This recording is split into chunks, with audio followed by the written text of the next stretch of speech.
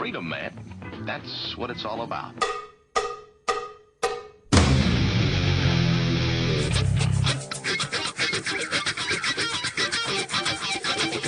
You've got to groove on freedom, like the good book says.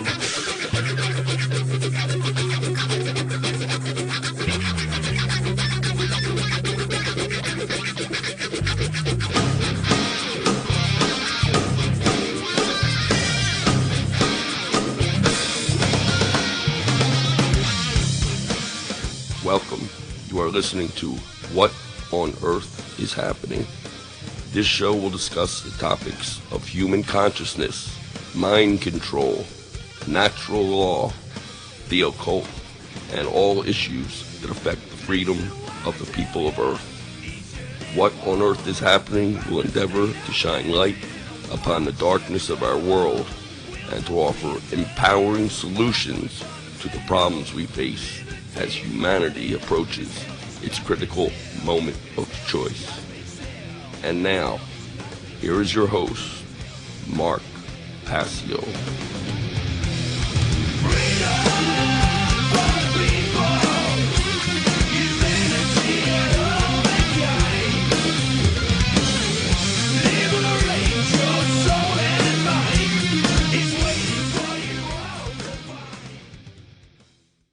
Okay, ladies and gentlemen, you are listening to What on Earth is Happening right here on the Intel Hub News Network. I'm your host, Mark Passio. This show is live every Tuesday evening from 8 to 10 p.m. Eastern Time. And tonight we're starting in a half an hour late. There was some confusion on the network end. I'm not really sure what happened there. I tried to get in touch with Bob Tuscan, who hosts Truth Be Told Radio that comes on right before me. It looks like it appears that a rerun of that show was airing on the Intel Hub network, and I'm not really sure why that was the case, but I have not been able to contact Bob, so I tried to get a hold of him over the last half an hour, and what I just did was disconnect from the IHNN feed, and I'm just going to do the show live through TalkShoe this evening. So, not a problem. We will just continue with our discussion on subversive symbolism as a methodology of mind control, which we've been talking about for the last few weeks, and we will be going into several more weeks discussion on symbolism because it is so vital and it is so important to understand the building blocks of this language if we are going to understand the methodologies by which the human mind is controlled in our culture. Now, let me give the call-in numbers. If anybody wants to call into the TalkShoe Network this evening, we'll be going with just that one call-in line. The number to call in is 724-444-7444. Once again, the call-in number, 724-444-7444, and put in the call ID number, which is 83515. Once again, the call ID, 83515. The topic will be symbolism, but again, there are never any taboo topics here on What on Earth is Happening, so you could talk about whatever you like. My website, whatonearthishappening.com, I want to direct you there, and you can find the images for tonight's broadcast right up on the radio listen page. For those who are listening on TalkShoe, you're already on that page, so there will be images for tonight, February 22nd, 2011, listed right on the radio listen page on my website. Those are the images we're going to discuss tonight. I have a few event announcements I'm going to read first, and then we're going to jump right in with the three forms of symbolism that we're going to discuss tonight, which is the symbolism of the pentagram, which we began with last week but didn't get very far into, the symbolism of the pine cone, and the symbolism of the pyramid and all-seeing eye. Now, event announcements. Truth, Freedom, Prosperity will be hosting their monthly free documentary showing and discussion night.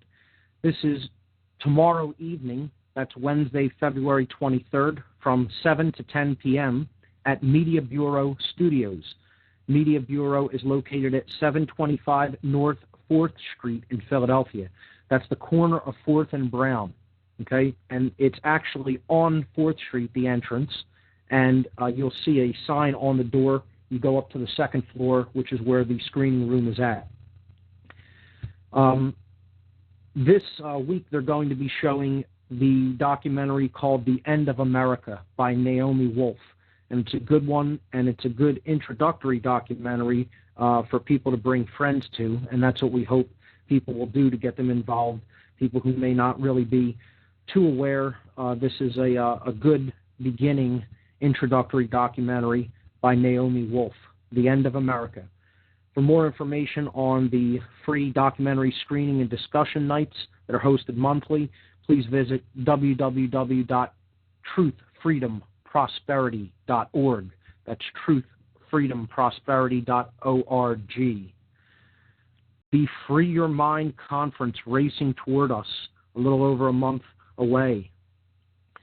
Free Your Mind is a conference on consciousness, mind control, and the occult. It's a unique two-day conference scheduled for April 9th and 10th, 2011 in Philadelphia, featuring multiple speakers and diverse educational materials for the purpose of raising public awareness of mass mind control techniques, the covert and subversive influences upon our consciousness and behavior, trauma-based and ritualized abuse, and the practical mental and emotional healing methodologies available for those affected by these devices.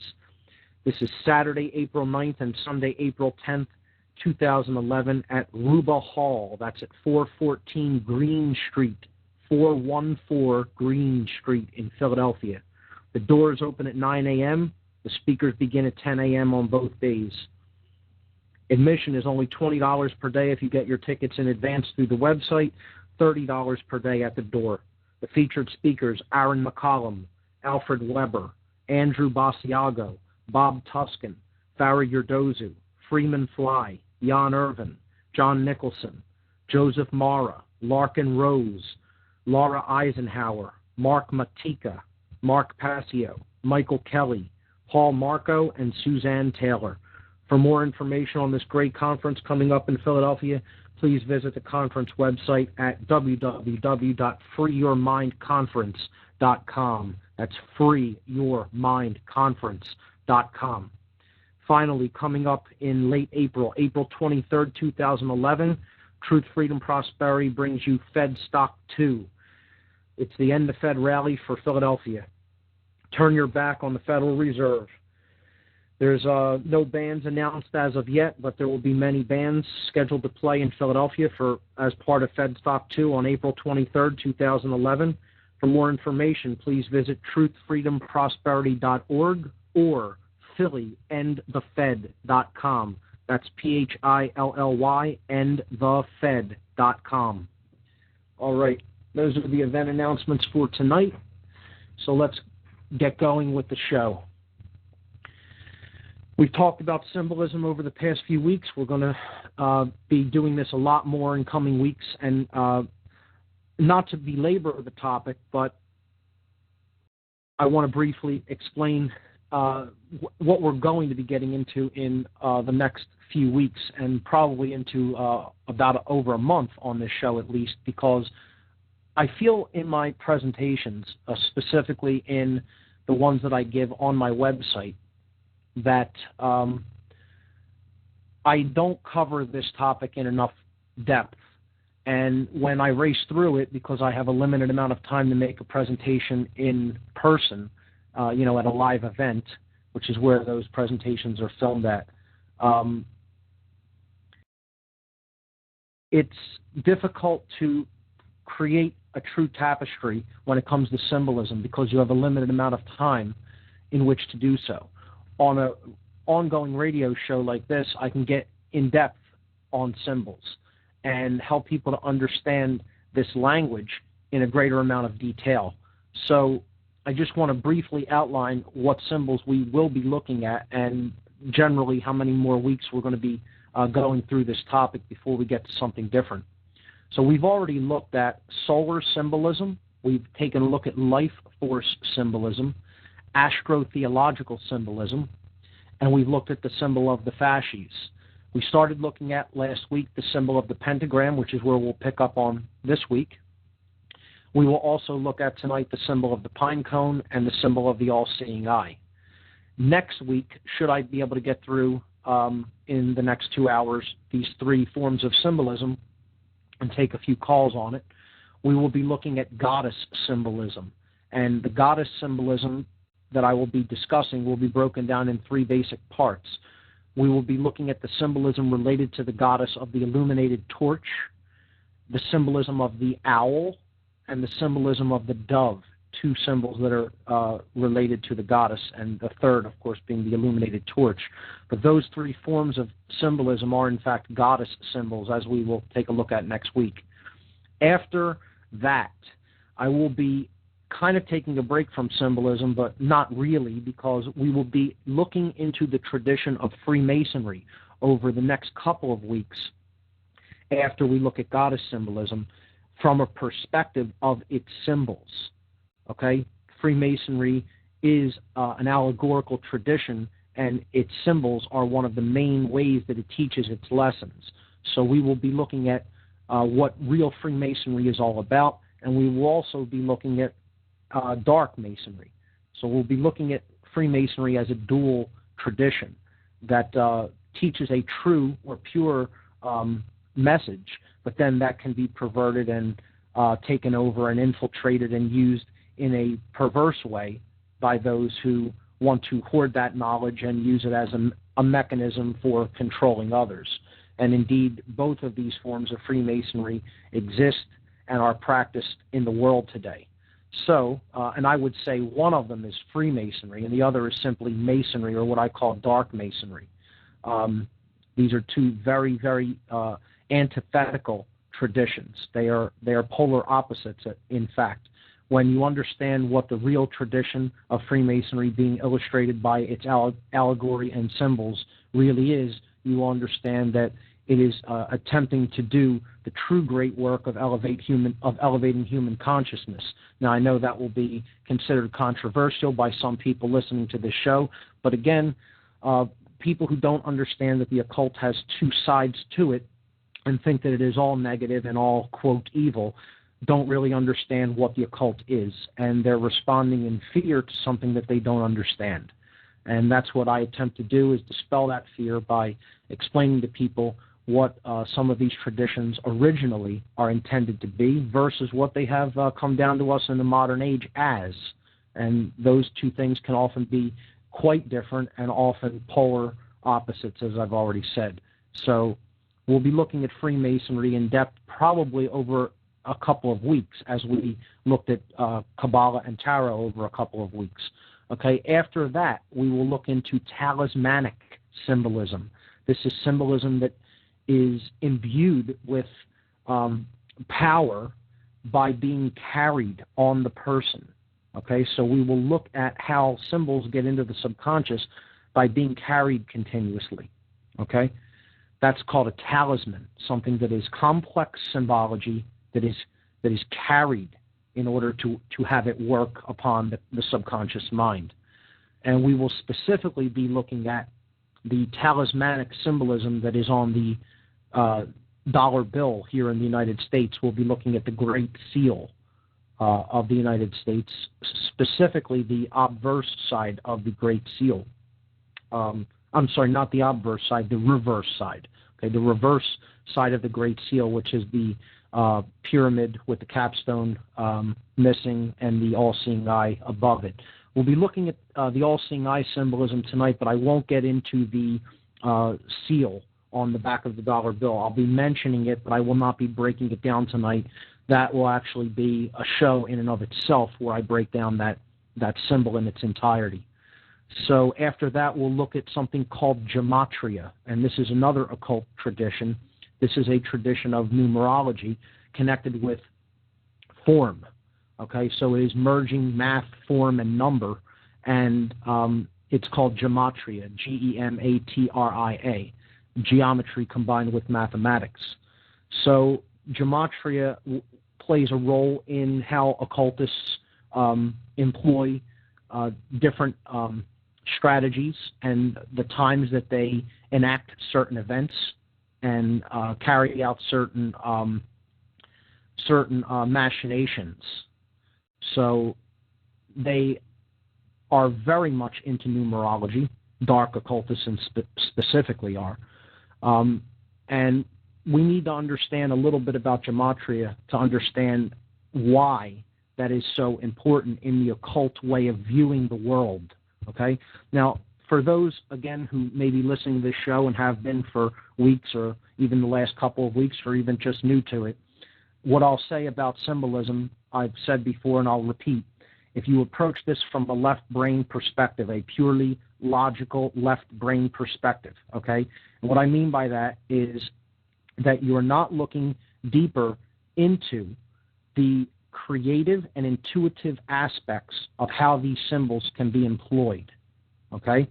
And understand that these are employed and meant for subconscious viewing, meaning that when the eye looks at something, it is not immediately recognized in its connotation by the conscious mind, but the subconscious mind is essentially all-knowing. And in order to get down to the root meanings of some of these symbols and how they are being used, we have to look at them from a holistic perspective, not a purely left-brain, scientific, Western worldview. This world is all there is as far as the flesh and the materialism of it goes, okay?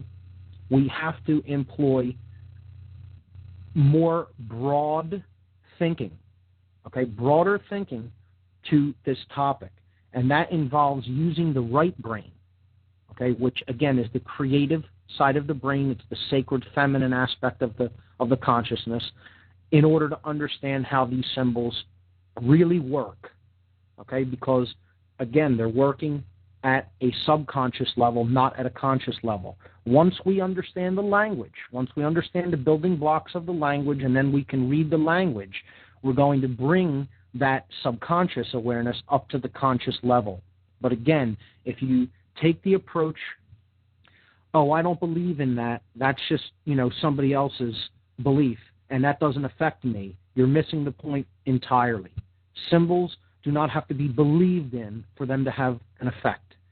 Other people believe in the type of worldview or the type of ideology that goes hand in hand with some of these symbolism, and they are using those symbols to affect different kinds and modalities of consciousness in the general population who is unaware of how those people are using them, and it has effect whether those people are unaware of it or not.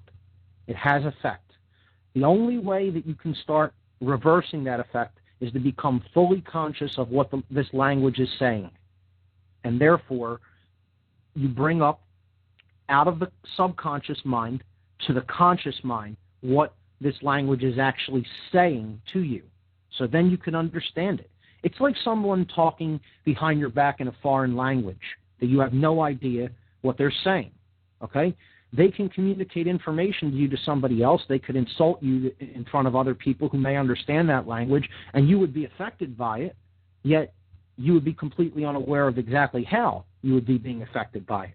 But if you then learned the grammar, the building blocks, the grammar, and the syntax of that language, then you would understand as soon as they opened their mouth what they were saying about you.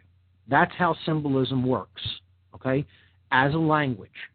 So just to continue giving a very brief outline of things that we'll cover later, after we look at talismanic symbolism, we will then look at symbolism employed in architecture, meaning in buildings that are around us. Not only do they use them in product placement on paper or on television, things like that, but they also use them actually in architecture, and I mean in the actual ways that buildings are built to represent different things and ideas.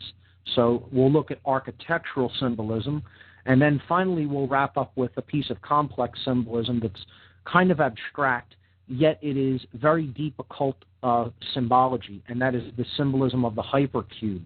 And it's important to understand the symbolism of the hypercube because it is used in various applications that specifically address mind control.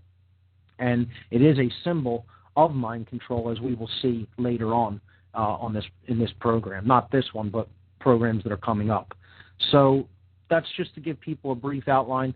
I'm thinking this will take up at least another 5 to 6 weeks minimum, maybe longer.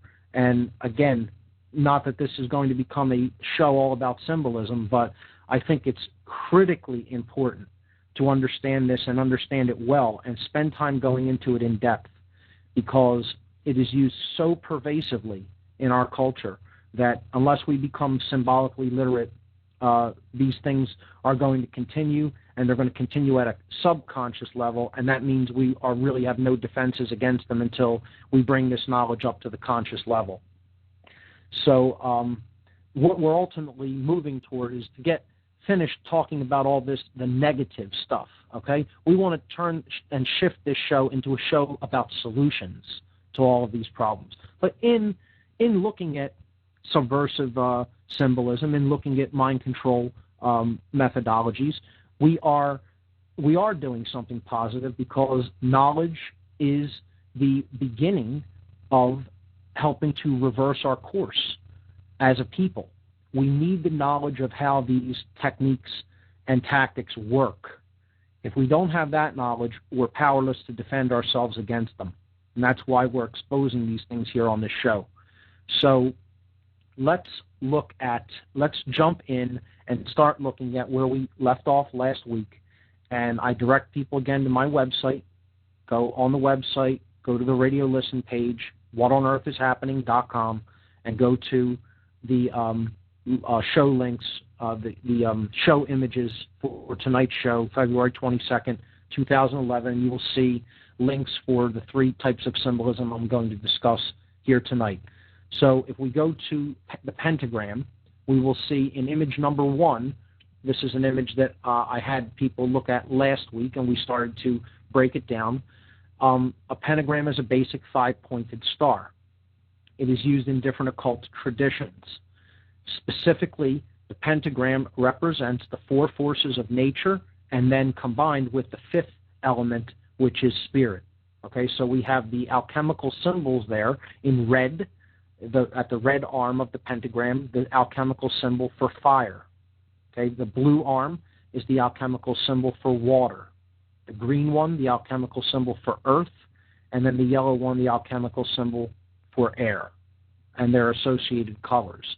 Then in white, representing purity and source, we see the symbol for spirit or ether, and there we have the dual-armed cross, the 8-pointed cross inside the circle, representing the 5th element, ether or spirit. And there are 2 configurations of the pentagram which we are going to see this evening. The upright pentagram, which places the spirit in its proper position, in its proper place, raised up above the forces of nature, the forces of matter, the elements of matter, I should say. Okay? Because this is the force that ultimately governs them all. Okay? Ultimately, they all are derived from that source, which is spirit, and they are a manifestation of it. Therefore, when occultists would draw this 5-pointed star, they would place the top pointing upward, representing the prominence of the spirit, okay, raised up above and given elevation or given preference or importance. That's what it's signifying here, okay? An inverted pentagram does the opposite. It downplays the spirit. It puts the spirit on the bottom, and it raises up above it the 4 elements of the material plane, the material world: earth, air, water, and fire.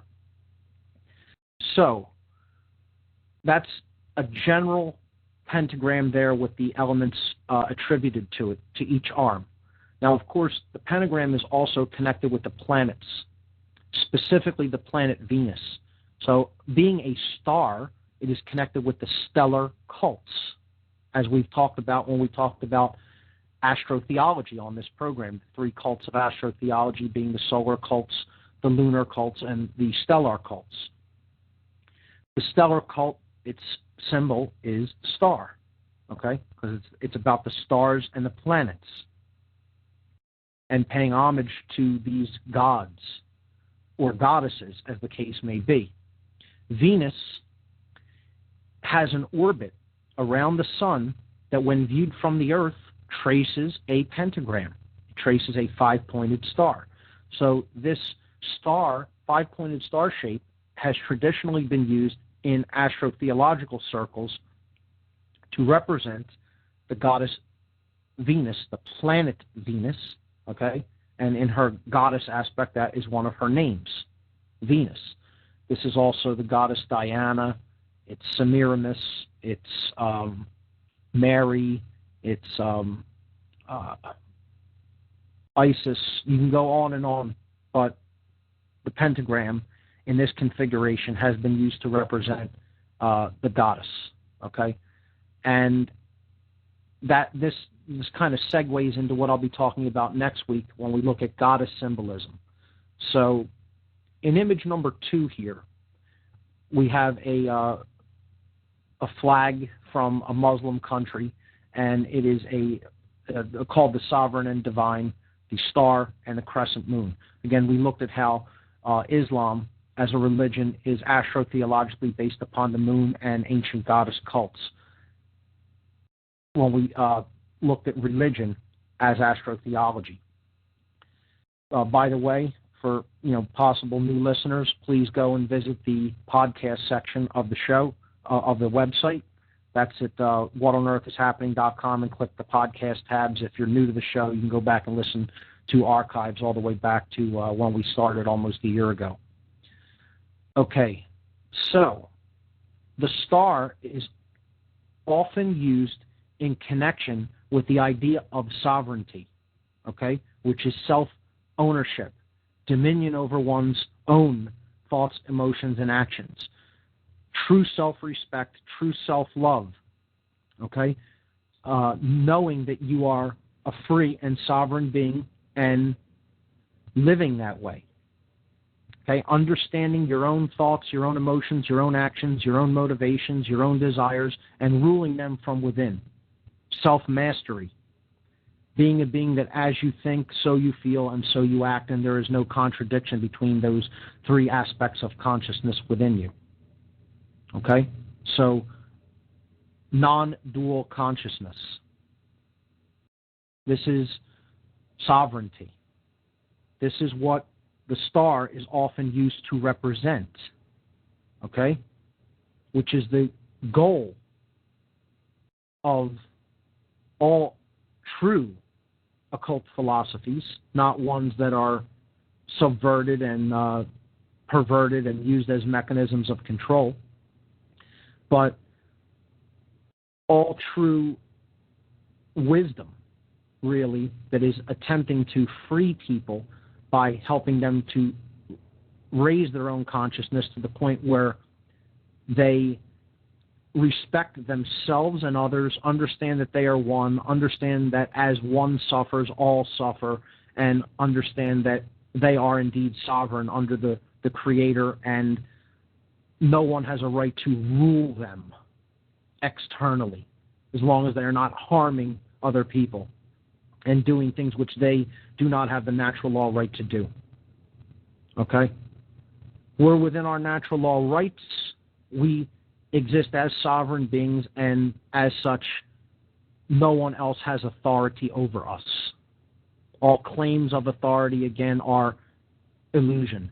They are simply that, claims, and then people recognizing claims to which there is no foundational basis for. Because if I don't have the right to rule someone else and keep them as a slave, no one does. Okay? And that includes trying to combine forces and say, well, this group of people say that we're allowed to be rulers and we're going to enslave you. And that's called government. That's called coming together and constituting what's known as a government, which is basically saying all of our non-existent authority is going to be combined, and now we're going to create authority out of something that really doesn't exist and then exercise it when we don't have the right to do so. But, that's the end of the spiritual understanding, the spiritual journey, so to speak. Not many people are really there. We'll be talking about true cooperative spiritual anarchy as the ultimate goal of spirituality, really, of the evolution of consciousness on this planet. That's what it's all ultimately about. But very few people are of a high enough level of consciousness to even comprehend that idea, sadly. My point here is in this image that the star represents that awareness, that knowledge, that wisdom, that level of consciousness. Okay? It represents true sovereignty. And therefore, controllers,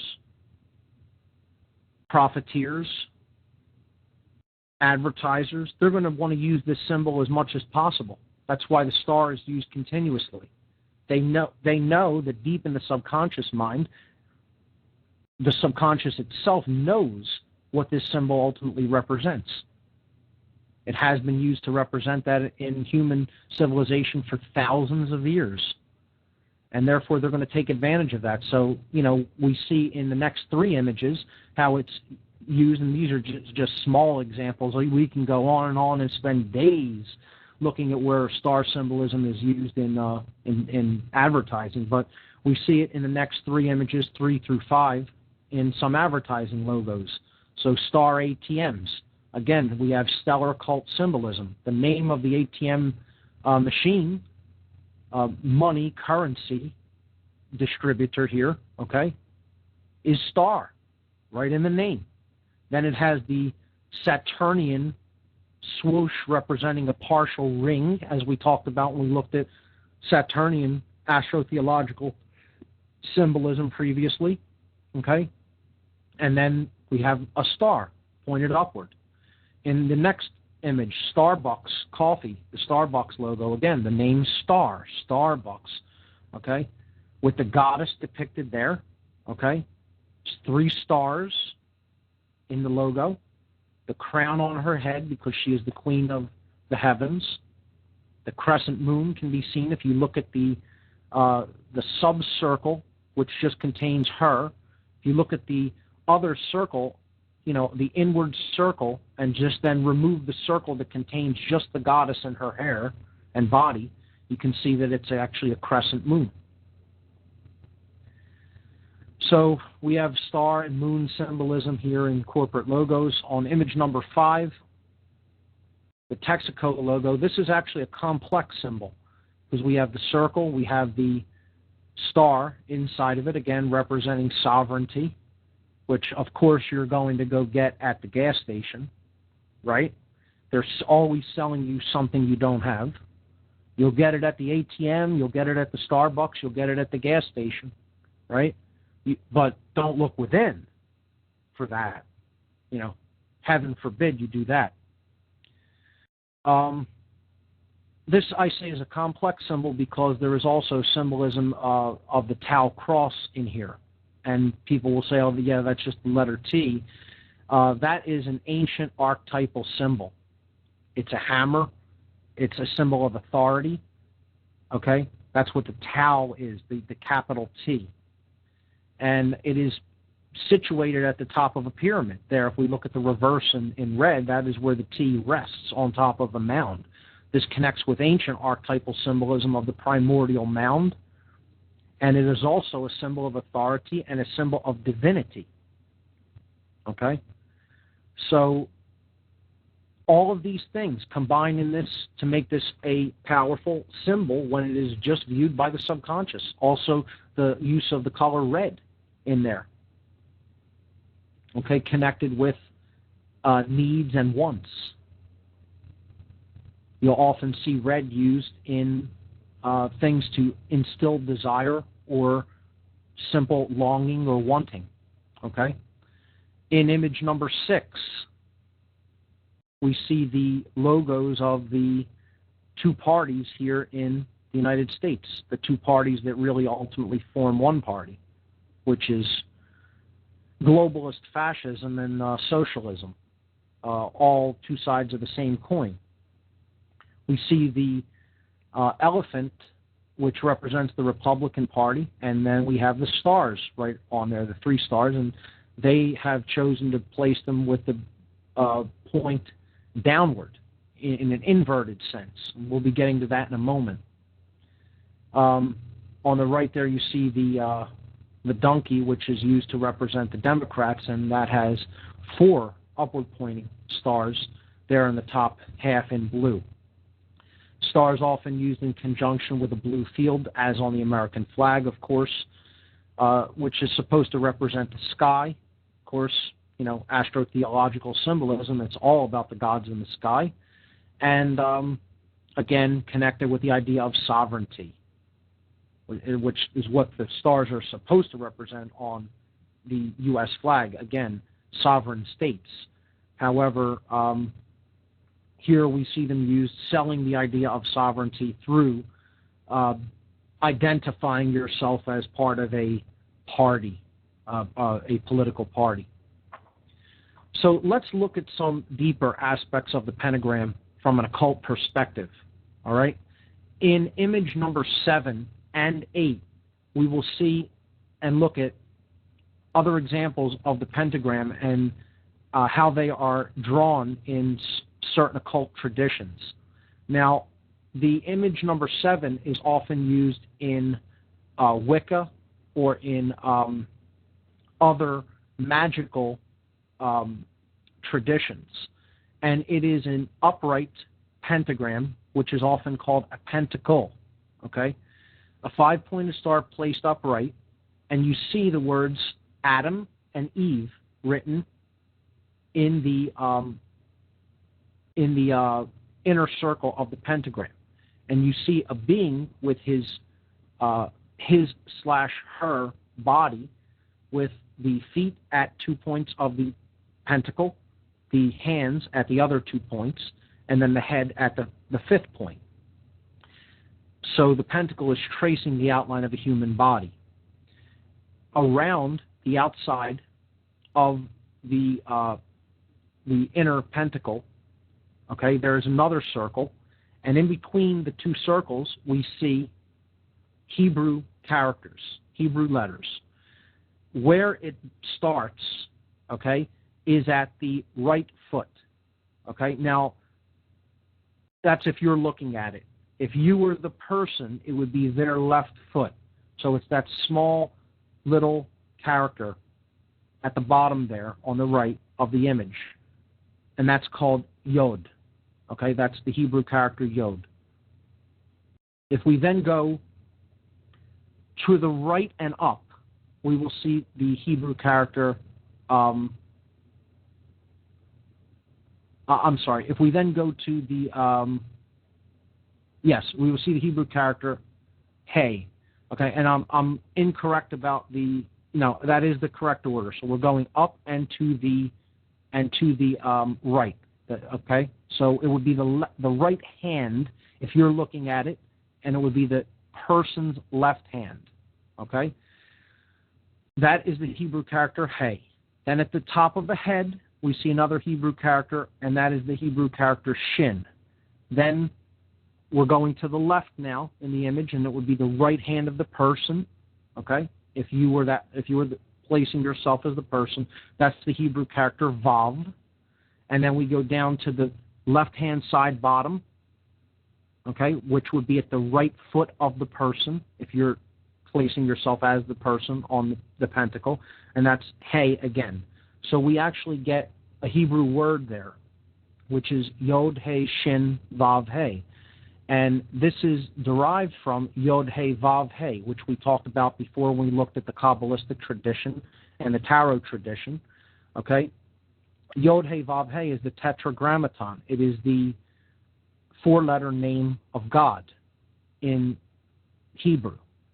It is, if we transliterated it into English, it would be Yahweh, YHVH.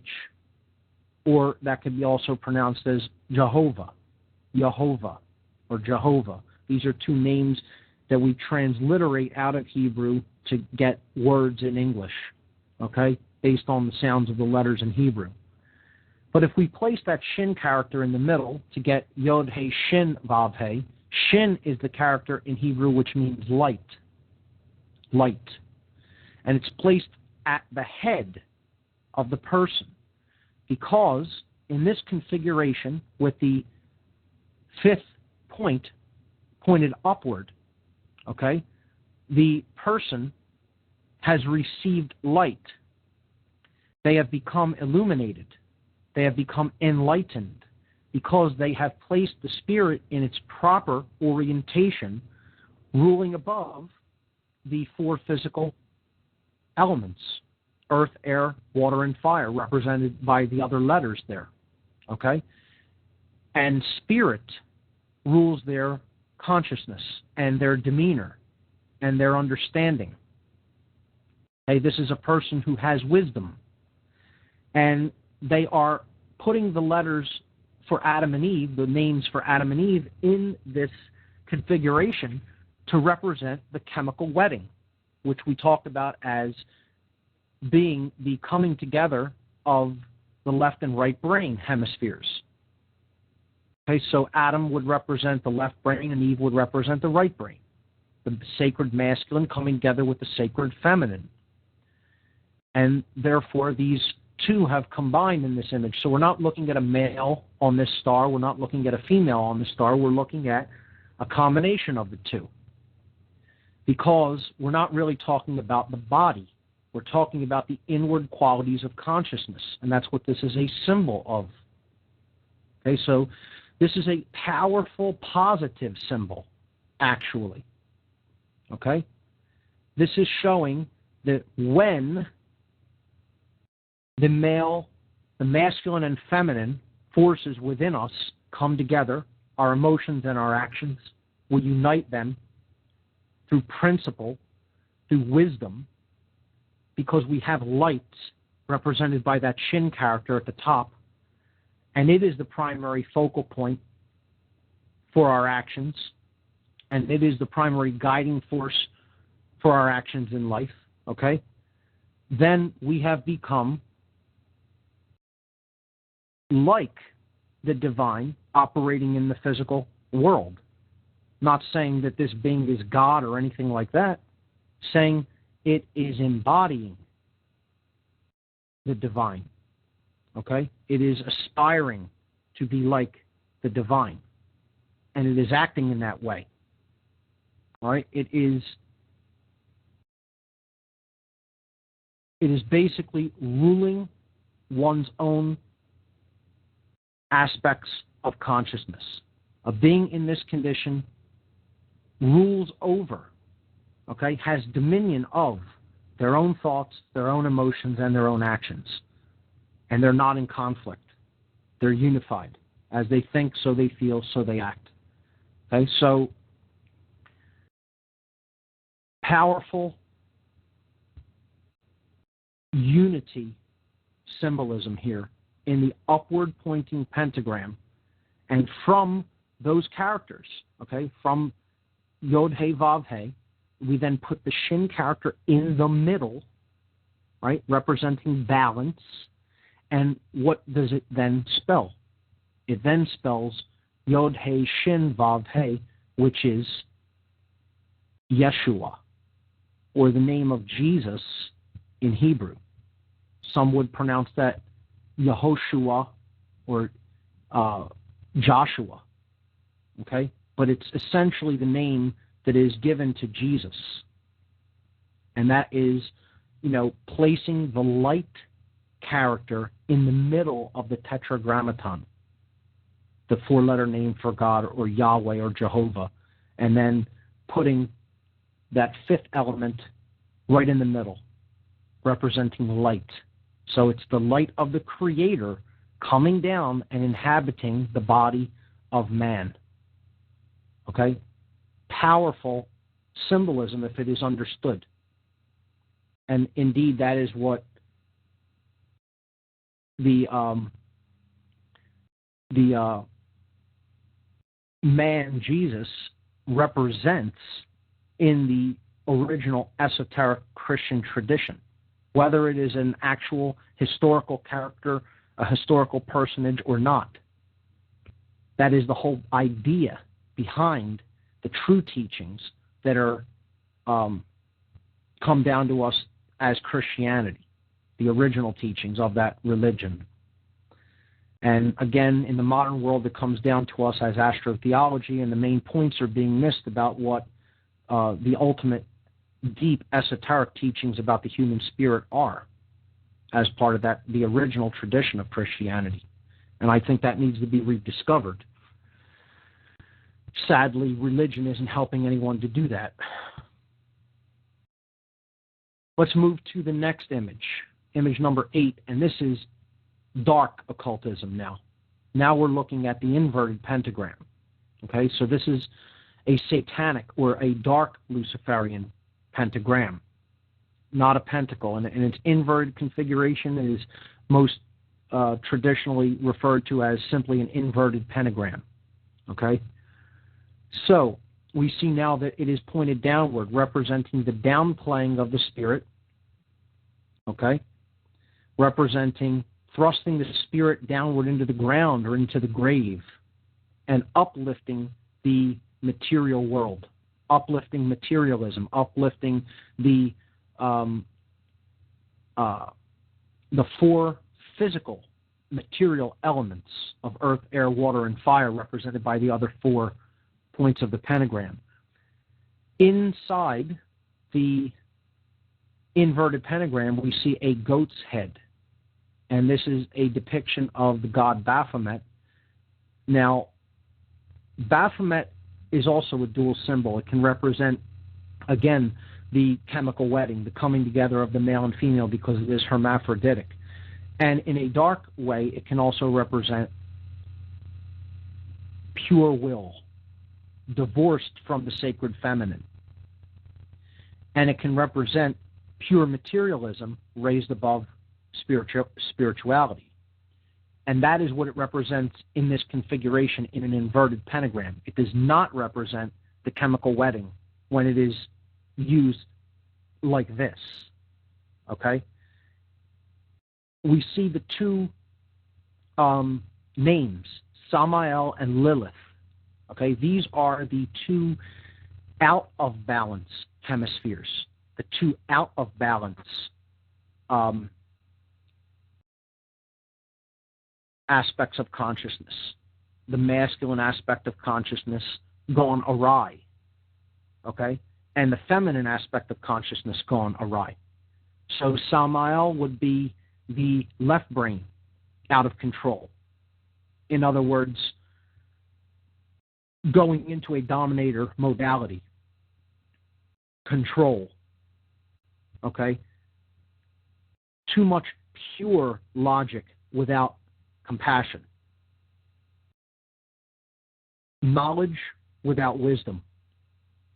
All of these things represented by the out-of-control left brain hemisphere, which would be represented by Samael, a demonic name which is used to represent this left hemispherical imbalance.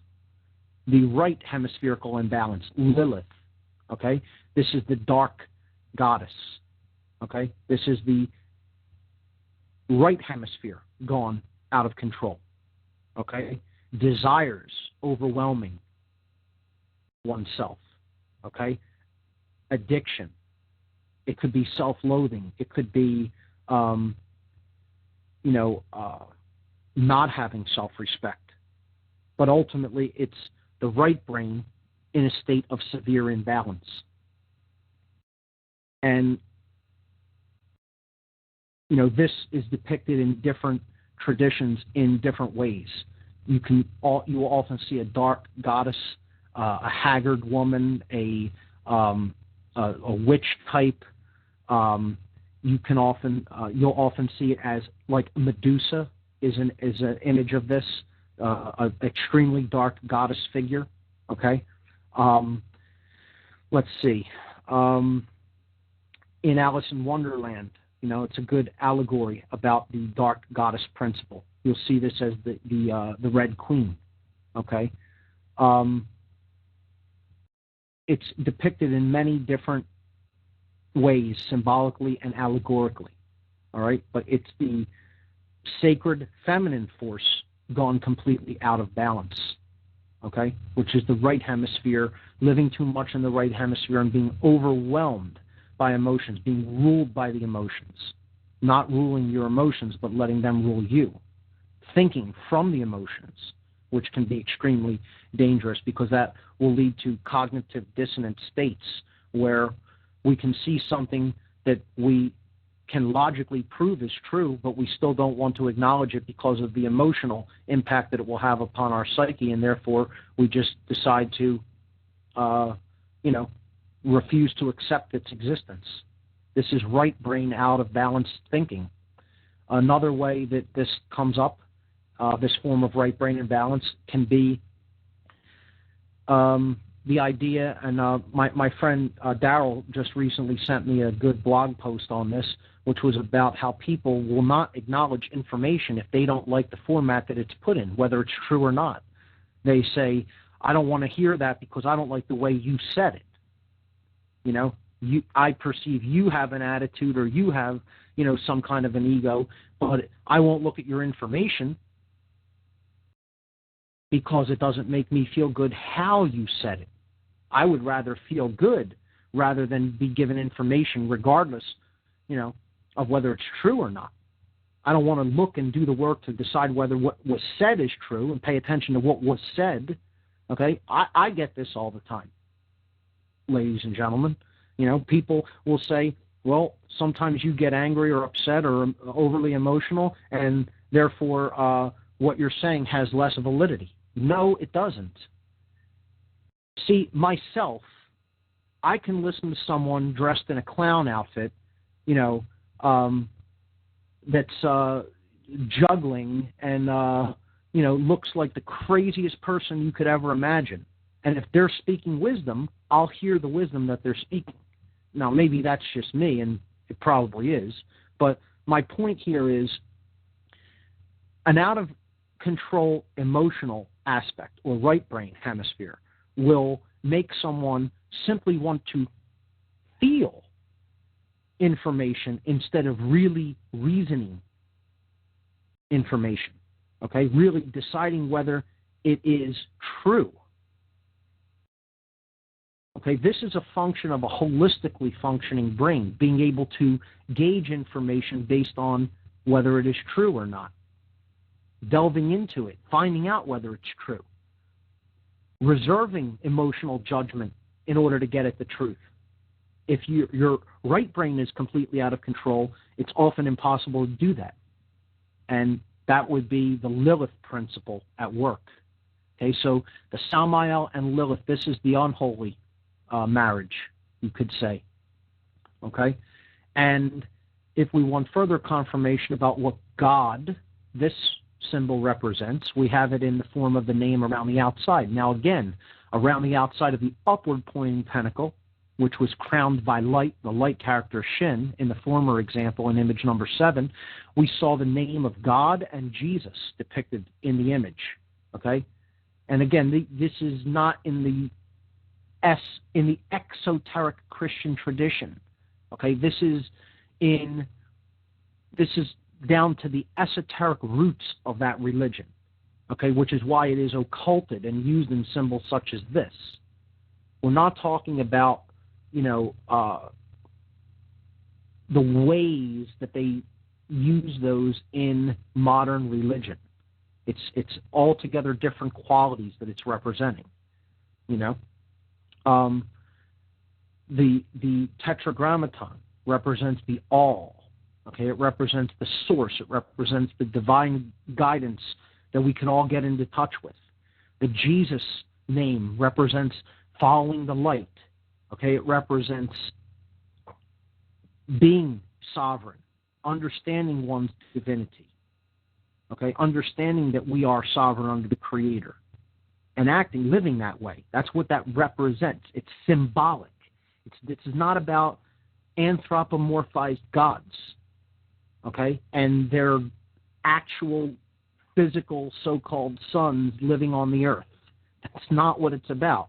This is all, again, astrotheological principles that are brought down through ancient astrotheology cults into the modern world as religion.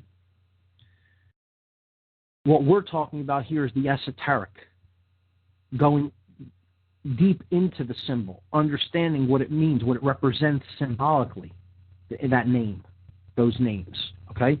So now on the inverted pentagram, we see the inverse of that principle. And we start at the right-hand side at the bottom. I'm sorry, scratch that. We start at the very bottom of the pentagram for the name here, okay? And that is the character Lamed, which is basically L in Hebrew. We're at the bottom point of the pentagram is where the name starts, and then Hebrew it goes left to right, so we're going counterclockwise, okay? So we start at the base, which is the downward point, again representing spirit thrust downward into the ground or buried above the weight of the physical world. And that is the character Lamed, L.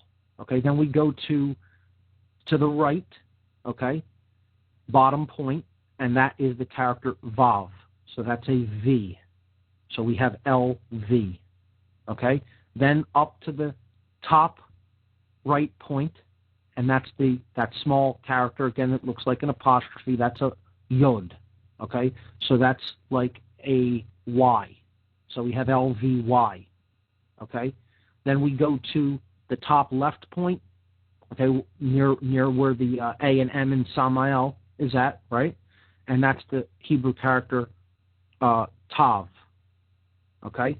So that is a T in Hebrew. So we have L, V, Y, T, and then we go down to the bottom left point, okay, where we have that long character, and that is the Hebrew character Nun. It's the final Nun, okay?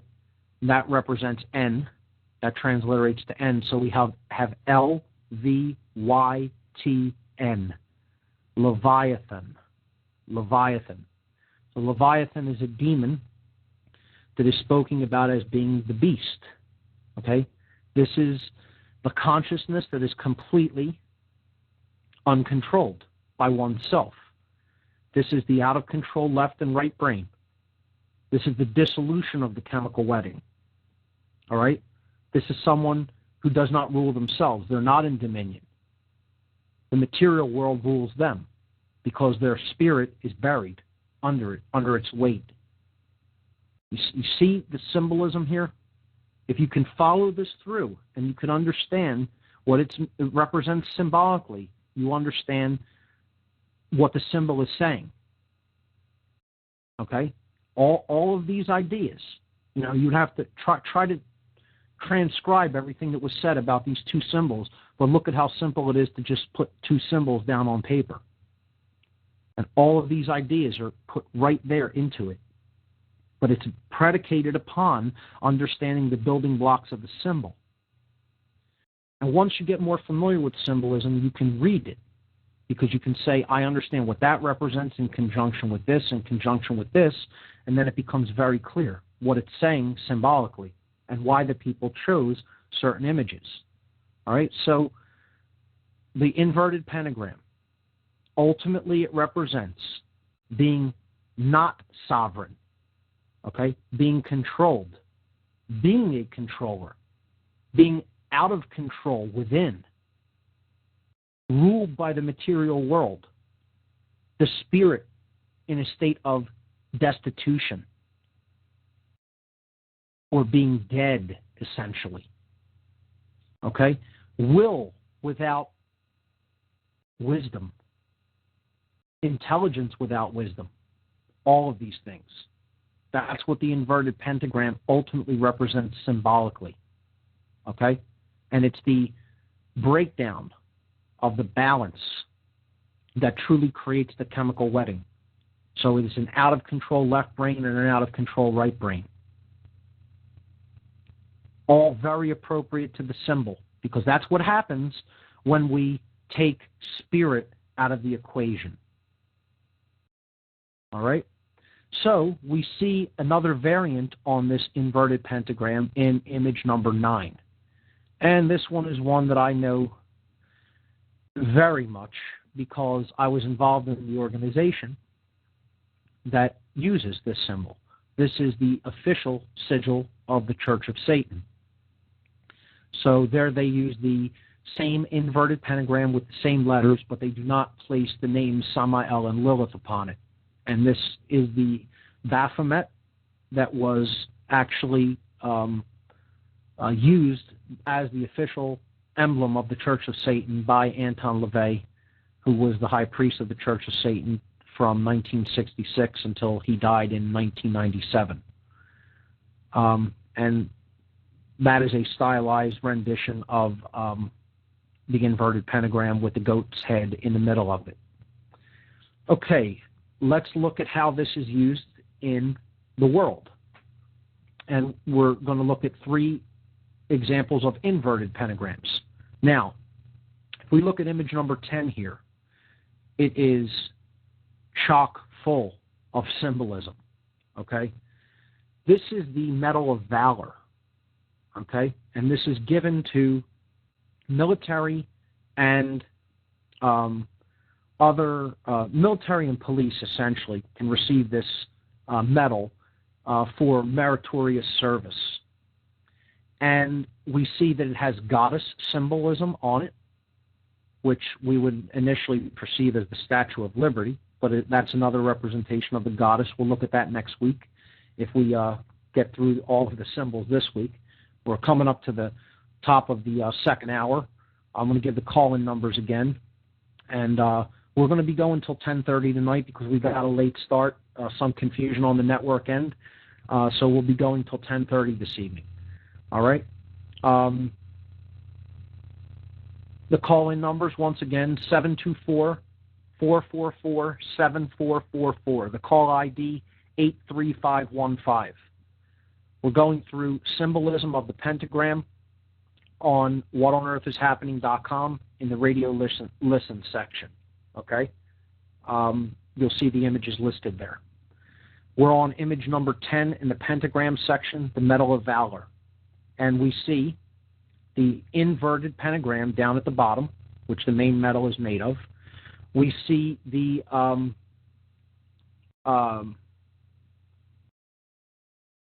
star field above that inside of an octagon. Now, the octagon is connected with the image of the hypercube, the symbolism of the hypercube, which we won't be getting to for a while, but I'll just put that, throw that in, that is hypercube symbolism up above it. And hypercube symbolism, in general, represents mind control. Being controlled when you don't really know you're even being controlled. That's what the image of the hypercube represents.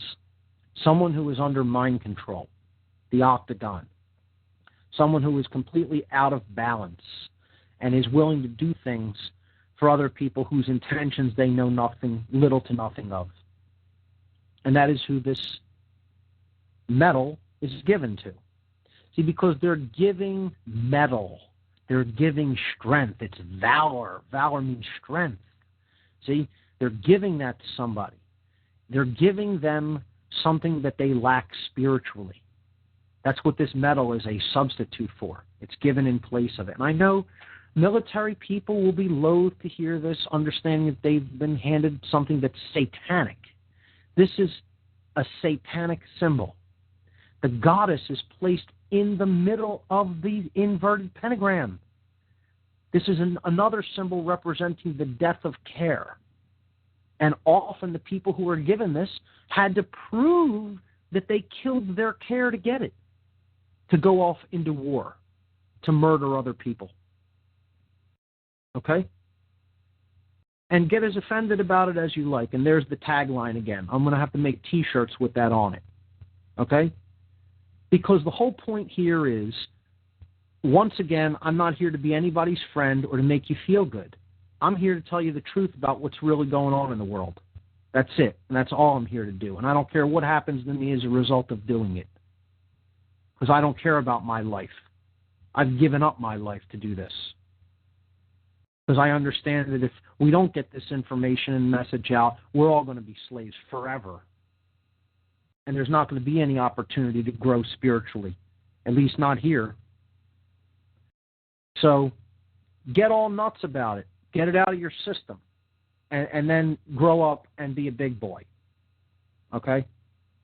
So Sorry to say it that way, but hey, let's just cut right to the chase and not pull any punches. If you're totally on the other side and you know where you stand as far as evil goes, then be on that side, and wonderful. And I'm going to continue to do what I'm doing as long as I'm in the flesh. Okay?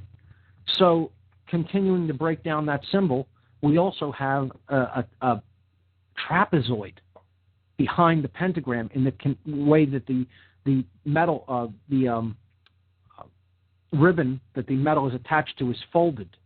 Okay, now this is also a satanic symbol, and if you actually look into organized Satanism, similar to the Church of Satan's brand of Satanism, the trapezoid is one of the main shapes, if not the main shape or the main symbol of that religion, and there's a reason for that. The trapezoid is a pyramid with the capstone missing, and they dismissed the capstone for a very specific reason, which I'm going to talk about when we get into the pyramid and all-seeing eye symbolism. Okay? So there is satanic symbolism all over this figure. If you look at this configuration of the star field as well, it ultimately represents 3 chevron shapes. Okay? These are male symbols. If we connect the configuration of stars, okay, there are 3 upward pointing blades. This represents the male aspect, tripled. Okay? There's no feminine aspect in that symbol the way these stars are configured. You could also tend to rearrange if you put a final star at the bottom of that shape. Okay? You could see that it could also represent 2 interlocked squares, which is also hypercube symbolism. Okay? That's a little bit more complex, and again, we haven't gone into the hypercube yet, but all of this symbolism is teamed up on this metal. And again, the goddess is placed in the middle of the inverted pentagram, representing that care has been destroyed, because that's what the goddess really represents. That's what the upright pentacle represents. So they're again, this is like a total occult mockery. It's an occult mockery of the goddess, and it's an occult mockery of the person that this is being handed to, saying, "Thank you for doing our bidding for us, slave. Thank you for doing our bidding for us, mind-controlled slave." That's what it is. And the people who receive this think it's something so wonderful, and they can't even understand what's being said to them because it's being said in a symbolic language, which if you don't understand what that language represents, you're going to think, "Oh, great, I'm being rewarded here." You're being mocked, is what's happening.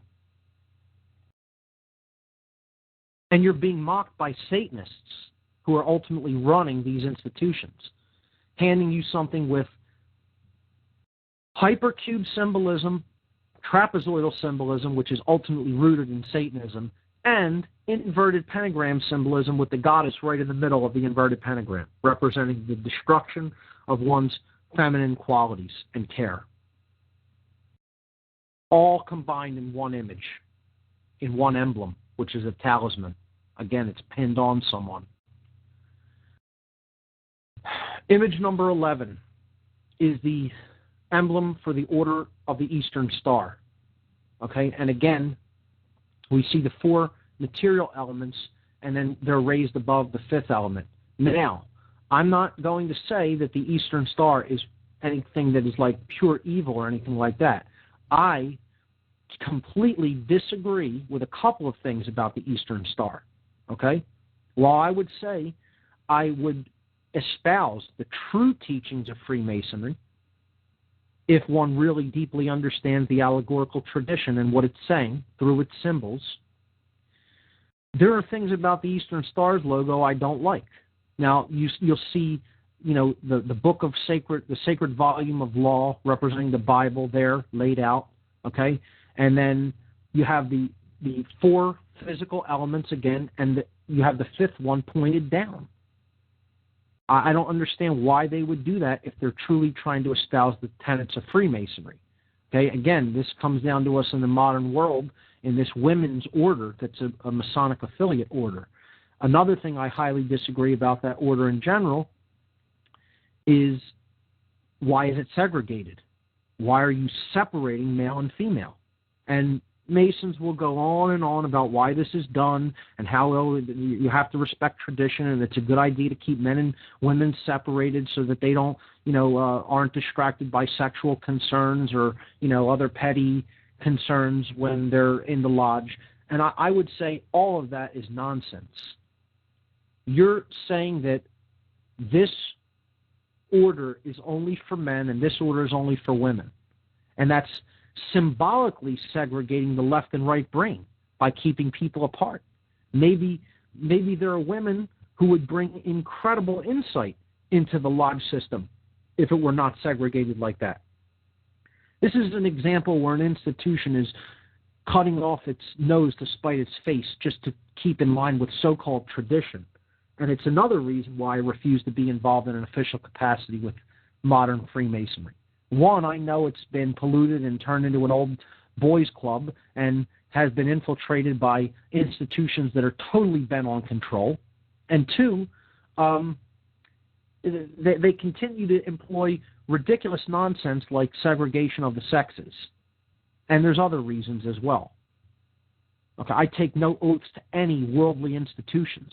I take an oath only to the truth herself. That's it. That is who I serve in this world. I don't serve an earthly institution of any kind, ever. Okay? So, while I will work with some true Freemasons who really do understand the tenets of Freemasonry, and I'm friends with such people, and who are really trying to spread the ideas of natural law and true concern for others and true compassion and true sovereignty and true self-knowledge, I'm not going to take any oath to any worldly institution. And I understand they'll say, oh, that's even symbolic. Well, there are people working through institutions like this that are perverting its true ideals.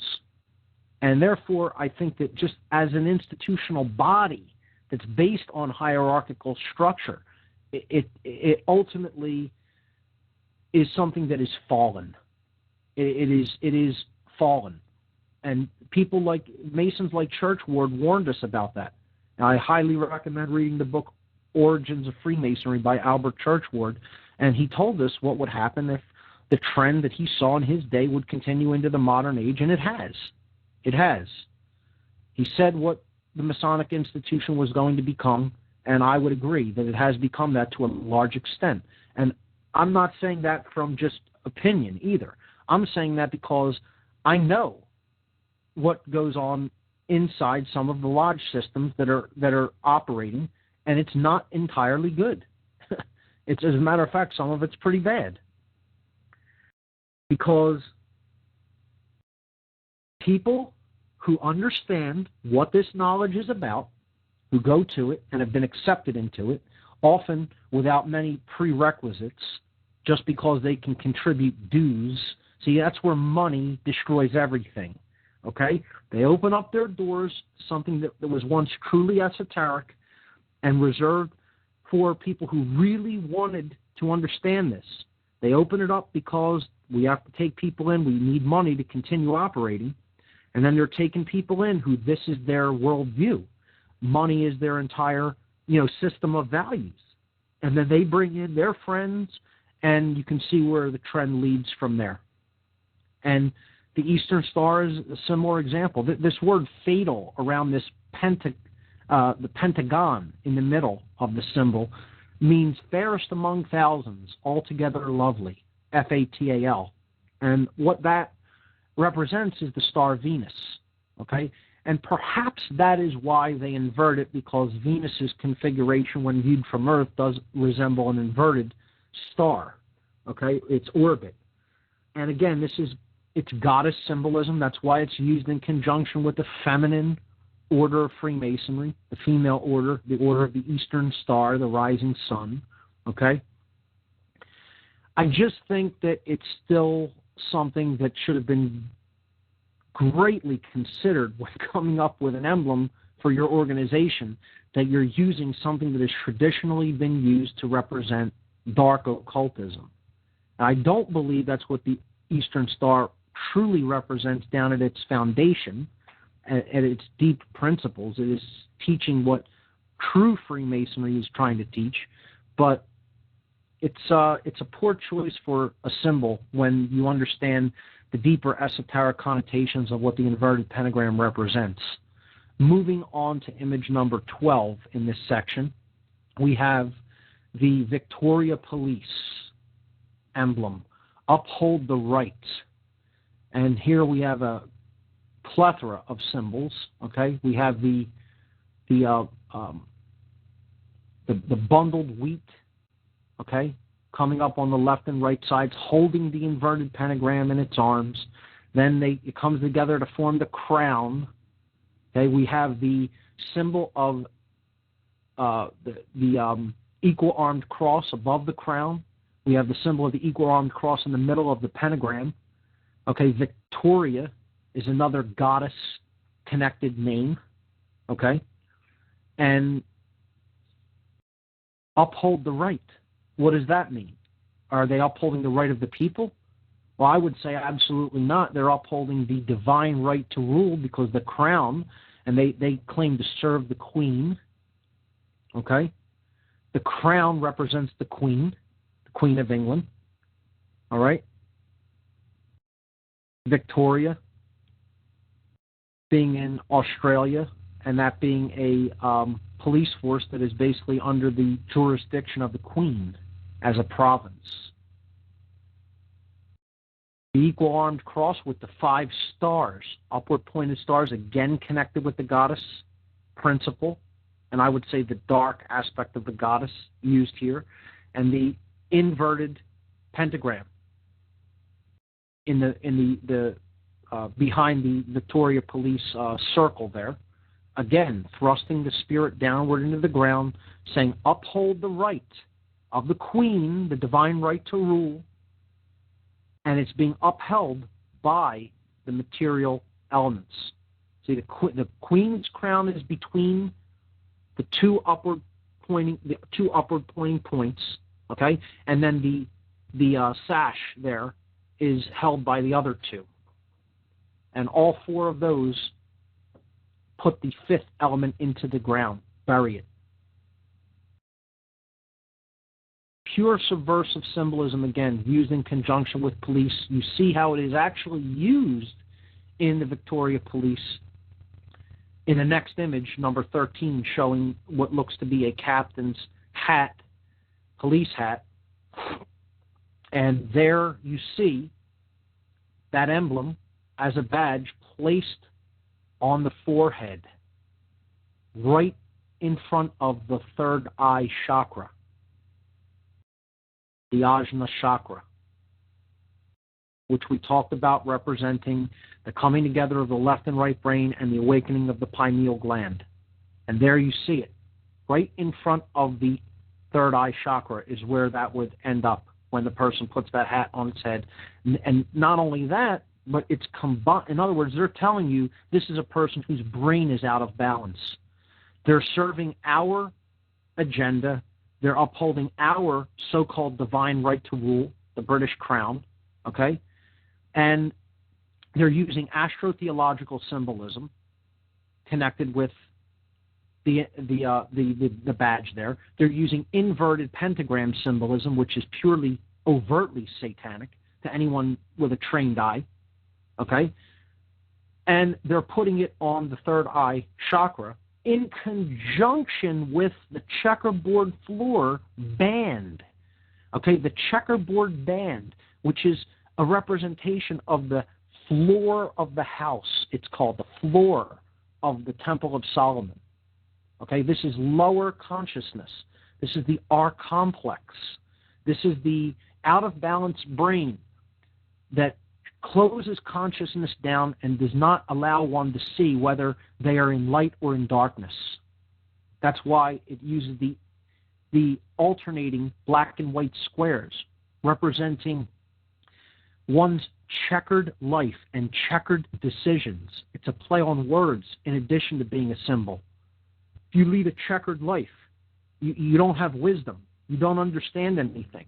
You know, you don't know whether you're going in the right direction or the wrong direction. You're completely confused. You don't know whether you're going in the direction of light or darkness. And that's what that symbol represents, and that's why it's called the floor of the house, the checkerboard floor of the house.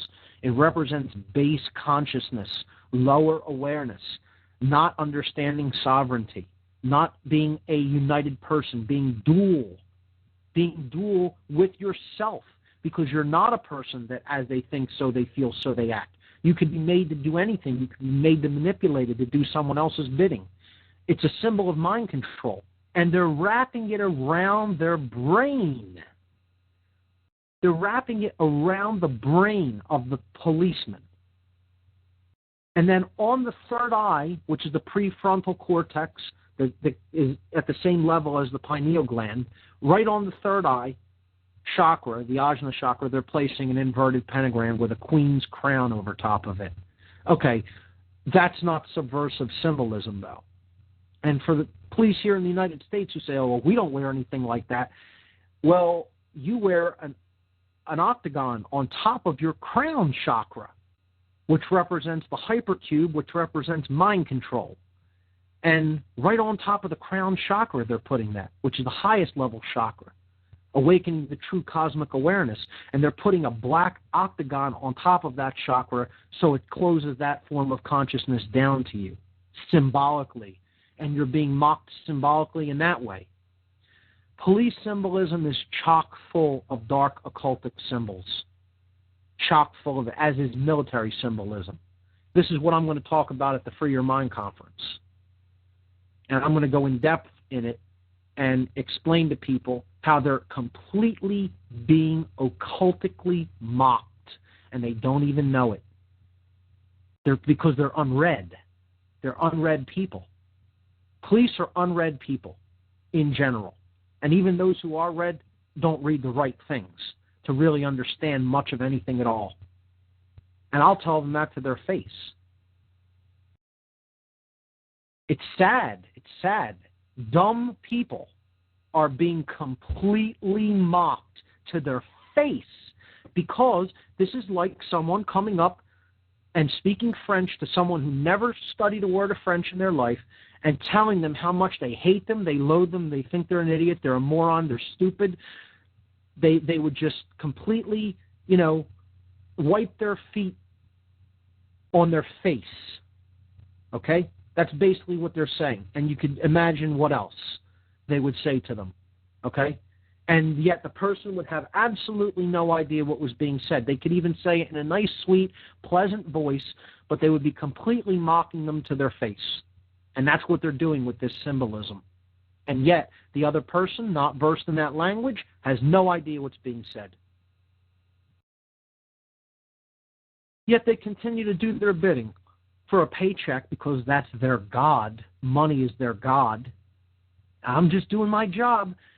No. You're doing things that are completely in contravention to natural law, which you have no right to do for a paycheck because that's your God. That's my response to, quote, it's only a job. It's just my job. Yeah, well, what the Nazis did and what the Schutzstaffel and the SS and all the other Nazis in World War II were doing was just their job at the time. But because money and power was their God, they went along with it, that sick, depraved agenda, just like the cops are doing here. 98% of them anyway. Image number 14, I won't break this entirely down today. I'll do this at a later time. But this is the Fraternal Order of Police's emblem. And this is a sigil, an outright sigil. It has tons of symbolism all over it. It's got a 5-pointed star, okay, a basic pentagram. And while it is right side up, there is something else in here that is completely upside down, which if you write that, you need to invert the pentagram. Or if you keep that upside down, the pentagram stays right side up, which is, it's contradictory symbolism, and it's done deliberately. Okay, and this is a satanic talisman right here, because tons of people carry this all the time. You see tons of people with stickers with this all over their cars in the United States that have no idea what this symbol represents and how truly subversive against consciousness it is. Okay? You see, I can't truly break this down tonight because we need the understanding of Masonic symbolism to really understand it. I wanted to put it in here simply to help people to understand it's pentagonal symbolism, symbolism of the pentagram used in conjunction with the police. FOP stands for Fraternal Order of Police. You have the all-seeing eye there in the bottom left. You have a Masonic handshake there in the lower right. You have the Temple of Solomon symbolically depicted on the shield. You have the two pillars of duality raised up above the pillar of unity. And the pillar of unity at the bottom, thrust downward, which represents spirit and non-dual consciousness, okay? And you have the checkerboard floor of the house raised above that and actually acting as a buffer between those two things. So this is extreme subversive Masonic symbolism. I would call this dark Masonic symbolism, okay? Symbolism of dark masonry, which ultimately is what the orders of the police are all about. Police being taken into Masonic orders are and their behavior advocated, okay, is not being done to try to really help these people be better police. It is being done because dark Masons are actually putting them under their form of subversive control so that they continue to do their bidding. And there is no, look, a true Mason, okay, would never advocate such a thing as police in the first place. A true Freemason, one who really understands the embodiment of natural law contained in Freemasonry, would understand you even creating an institution like that is failure in consciousness. It's failure. Because you're trying to put out a fire with more gasoline. You're saying we're going to use force to undo something that is already caused by people subverting natural law, instead of actually teaching them the principles of natural law from the moment they're born. The whole idea that control is the answer. Oh, we have more crime? Well, we need more police. We have more crime? We need more control. We have more people doing things that are completely out of hand and against people's natural law rights? Well, we need more international law-making bodies and institutions to come together and try to create more oppressive laws to try to put that behavior down. You'll never put it down that way. You're going to get more and more chaos. As we explained, if you want to go back to show, I believe it was show number 36 on natural law, you can go back and listen to that one again, the presentation I did on natural law. I mean, people who advocate even starting institutions based on control, such as government or police, do not understand how natural law functions. They don't get it. They don't understand. You keep responding with control, okay? You're going to create more chaos. You'll never allay that chaos. You will never quell that chaos. You have to add the principle of love and understanding in order to quell that chaos. Now, I am not saying if someone who is completely out of control and does not understand natural law is coming to try to take your freedom, that you sit there and just say, I'm only ever going to respond with, kindness. There is a time to actually take physical action to put down rebellion against natural law like that. And this is another thing people will refuse, that there is such a thing as. The New Age movement will try to tell you there's never any time to use force. And that's nonsense. That's absolute nonsense. There is certainly a time to use force. If there wasn't, the ability to use it wouldn't exist.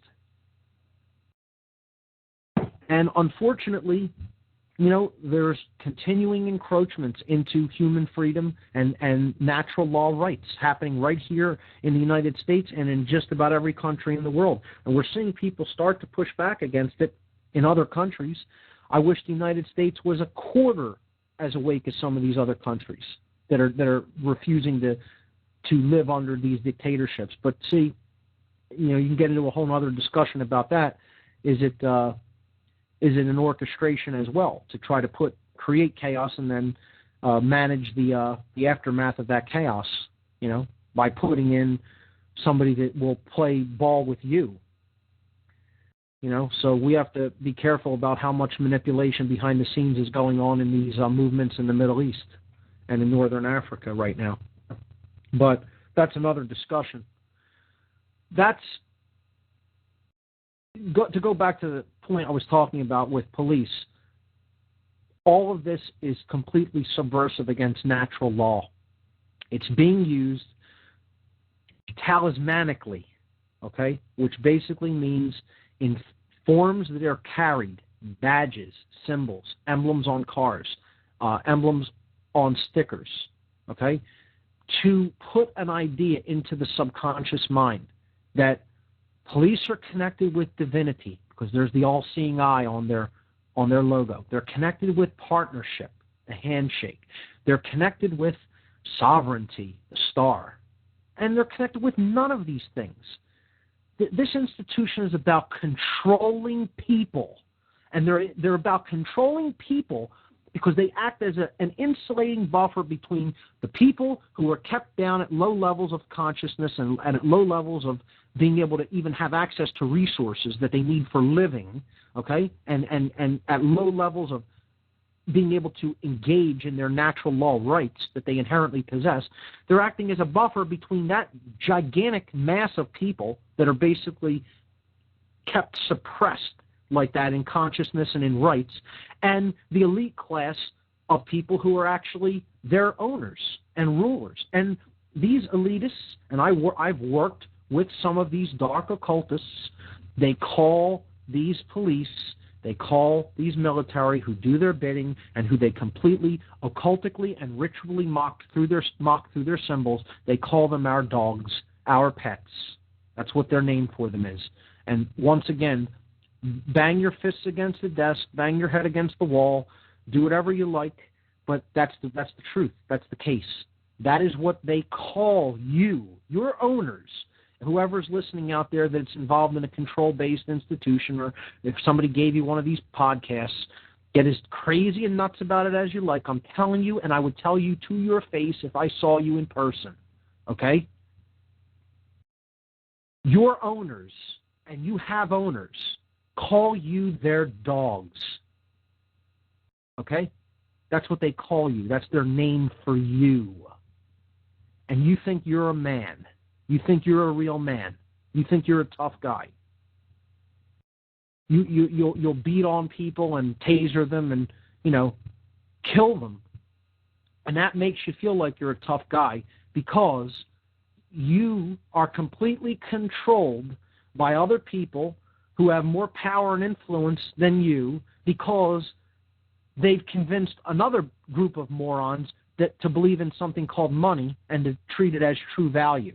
And therefore, they have all of this influence and all of this control over other people based on something that doesn't exist, and they own you as a result of that. And then you do whatever they tell you to do, regardless of whether you have the right to do it or not. And in return, you'll get these little trinkets where they're basically calling you our dog and mocking you symbolically and telling you you're a brain-dead idiot, and you can't even comprehend what they're saying to you because you're an unread person. Have I summed it up? And, hey, that's vitriolic. I get it. It's not pleasant to hear. I don't sugarcoat it. I'm not going to sugarcoat it. I don't care what you think of it. I could care less. You know why? Because it's true. And it doesn't matter how the truth is spoken. This is mind control. Right brain mind control is, I care whether that person has a crazy-looking sweater on while he's speaking words of wisdom. I care whether that person has an accent when he's speaking words of wisdom. I care whether that person has a beautiful haircut and a wonderful $3,000 three-piece suit when he's speaking pure deception and vile evil. That's all mind control. All that matters is whether what's being said is true or not. None of the other stuff matters. That's all just how we perceive something, and perception is not truth and not reality. They want you to think that it is, and that's called solipsism. There's no such thing as actual truth. There's only what I think of as truth, and what that person thinks of as true is equally as true. And this is nonsense. We talked about what truth actually is, that it's wave functions that actually collapse down into point particles that form the present moment. The truth is that which had existed in the past as present moments and which does exist in the present right now. Events that actually occurred. The future doesn't exist yet because the conditions and the choices that create the future haven't arrived yet. They exist in future present moments, which don't exist right now. They exist as wave functions of possibility. We talked about this when we looked at a little bit into quantum mechanics, back in the part about barriers to self-realization. You can go back into the podcast and listen to all of this. But perception as reality, which is what they want you to accept of as truth, is not true. I mean, our perception is just how we see something at a given moment in time. It doesn't mean it's true. And everybody's perception is not equal. Everybody should strive to get to the truth so that their perception is harmonious with the truth. Not to just think that perception is reality. So speaking of perception, let's talk about the true eye, the one eye. Okay? So let's get into pine cone symbolism.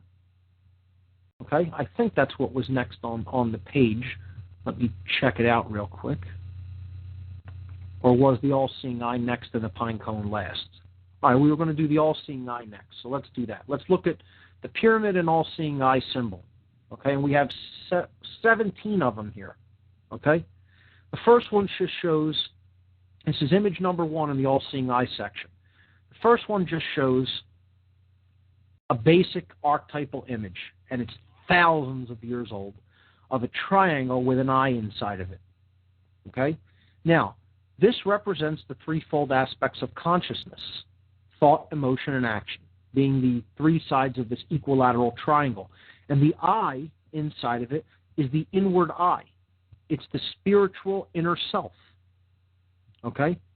And it says, they put an eye in it because you're supposed to equate this with yourself, the I. You are a reflection of this. When you get down into the deepest qualities of the self, you understand that you have a spark within you of divinity, of the divine. Okay? You are created in the image of the Creator, and you have a spark of that divinity. It doesn't mean you're God. Anybody, trying to quote me as saying that doesn't understand what I'm saying. Okay? It means you are a part of the all, and the all is within you. Okay? And that is your true nature. And as such, this symbol also represents divinity itself and is used very often in that capacity. But it also represents the sovereignty of your thoughts, emotions, and actions coming together in non-duality and being like the Creator in that capacity. Oneness. I. The letter I represents one.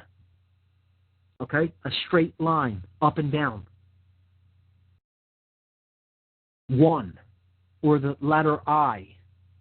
Okay? It's wordplay, it's symbolism combined. Okay? Putting the I in the middle of the triangle. Okay? The three. The three in one. Father, Son, and Spirit. Or Mother. Okay? The Trinity that we talked about, being thoughts, emotions, and actions. Thoughts being the Creator principle or Father. Emotions being the sacred feminine or Spirit. And then actions being the sun, the byproduct of thoughts and emotions, which is a male principle because it's an externally acting principle. Okay, so this is what the all-seeing eye ultimately represents. Here you see another stylized interpretation of it in image number 2, with rays of light coming off of it because it represents the light of the Creator. And that's a great image of it, very nicely rendered. Okay, image number 3, another stylized interpretation of the eye. The all-seeing eye with rays of light shining out of it. The source, oneness, unity consciousness, the Creator, the energy of the Creator. All-seeing, all-knowing, all-powerful, etc. Okay? Image number 4 is another representation from ancient Egypt, or Tem, okay, of the eye of Horus. Okay? Often depicted as a left eye. Okay? And for a reason. Okay? The left eye is connected to the right brain, or the right mind. Okay? The sacred feminine principle embodied with this one eye. Okay? It's saying get in touch with the right brain. Even back then, the Egyptians knew the functionality of the brain, and that the right brain controlled the left side of the body. That's why a true stylization of the eye of Horus, which is the sun god of ancient Egypt, representing true morality and the truth, okay? A true representation of Horus's eye will always be a left eye. Okay? And that's why. So, in images number 5 and 6, we see the reverse side of the Great Seal of the United States. Now, I will not break this down entirely tonight. I'm going to do that. I'll have a whole show for that, okay, where I give my complete interpretation of this complex sigil, because there's a lot of symbolism in it, a lot of nested, hidden symbolism in it as well. But basically, here we see the all-seeing eye above an incompleted pyramid. Now, very briefly, the incompleted pyramid in this image represents the physical world. It also represents the male blade, which we talked about, the upward pointing triangle. That image above it is looking into the world from a higher dimension, a higher form of space-time. Okay? It's peering into this world, and the light is actually reaching this world from it. Meaning that, the essence of the Creator is not found in the physical world, but it pervades the physical world and it surrounds it. Okay? And that's embodied by light. Now, our goal is to transcend the chains of the physical world to be sovereign under the Creator. So it's to get past that pyramid so that there is nothing between us and that light. There's no barriers or walls. You can look at those bricks as walls being erected between you and the light. We need to take them down. See, a dark mason builds with bricks, builds with walls, builds with barriers, wants to cut people off from their essence. It wants to remove the light from the world. And again, there's a dark interpretation of this symbol, because dark masons, they want to be God, right? Dark occultists want to be God. They're control freaks. They want to be all-knowing, all-powerful, all-present. They want to be God. They want everybody else serving them because they're God and everybody else is a slave in their worldview, right? They have the divine right to rule people.